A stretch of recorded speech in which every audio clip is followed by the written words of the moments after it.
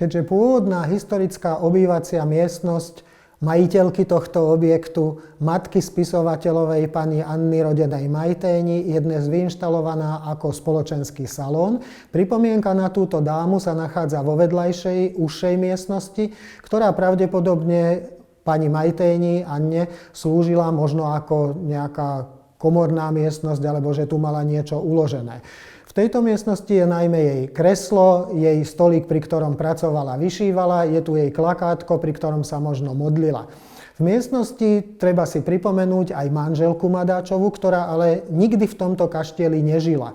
Madáč so svojou manželkou Alžbetou, po maďarsky Erzse, žil vo svojom inom kaštieli v Čestve. Manželstvo sa zo začiatku zdalo, že bude veľmi dobré, ale hneď na začiatku vznikali konflikty. Táto dáma, manželka mladého, sa totiž dožila ešte len 18 rokov, keď ju vydali za 22-ročného Madáča, respektíve keď si ju zobral.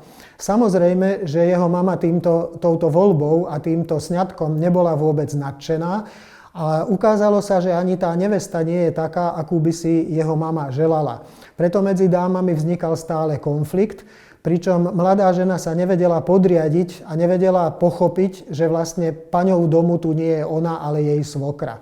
Z toho vznikali konflikty, ktoré vyvrcholili napríklad neskôr aj v nevere, v istých problémoch v manželstve, a čo je zvláštne na 19. storočie, už v polovici 19.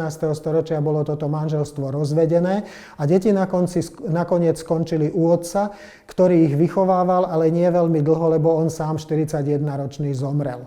Teda pripomína sa tu aj jeho manželka, napriek tomu, že v tomto kaštieli vlastne nikdy natrvalo nežila.